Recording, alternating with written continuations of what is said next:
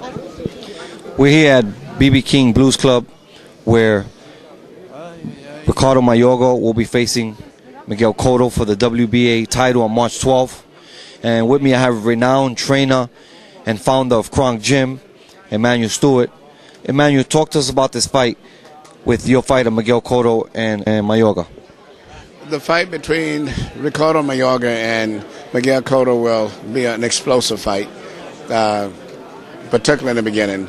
You never see Mayorga in any fight that's not explosive in the beginning. And in fact, most of his fights, he wins the early part of those fights.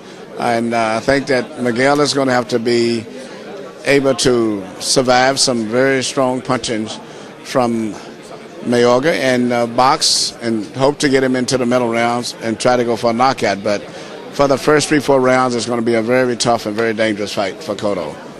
This is your second fight with Miguel Cotto. How has the time been since you began training him up until this point? Training Miguel Cotto has been a good experience for me. I've never saw a fighter that's so comfortable in my life and confident, even after having those tough, brutal fights that he had with not just Margarita and Pacquiao, but also with Joshua Clottey, Zab Judah, Shane Mosley. So after all of those fights, he has still extreme confidence in himself. Was very easy to train. He learns very quickly.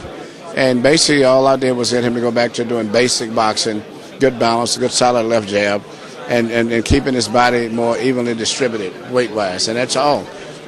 In those fights that you mentioned, Miguel Cotto had hard fights because the way he chose to fight. Are you bringing him back to the other Miguel in the beginning of his career who used to do more boxing than anything?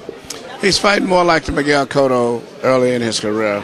And as an amateur, when he was a beautiful boxer, puncher, little kid from Puerto Rico. And gradually, in the last few years, he became more of a head first, elbows out wide, legs too far apart, wading in type puncher, which made it very difficult for him to avoid punches, often because of his bad body position. But he's now boxing, using his boxing skills again, and seemingly enjoying his training.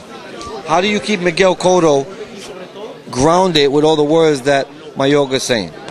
Well, Mayorga is the best at this when it comes down to trash talking, and he means what he says. It's not like trash talking.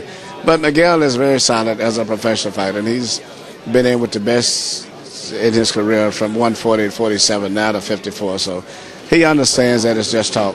But it's still it's easy to get upset. But I like what happened because I think he's been stimulated. I won't say not upset, and I was very happy to see him stand up and start talking the way he spoke back to Mayorga today. So it means he'll train with even more intensity this time in training. Stuart, before you go, what could you tell us about Klitschko and his situation with his next fight? I have no comment on Klitschko because I talked to Latimer and it's total confusion among all of us. He will be fighting on April the 30th against Derek Chisaro, and beyond that, I don't know anything at all.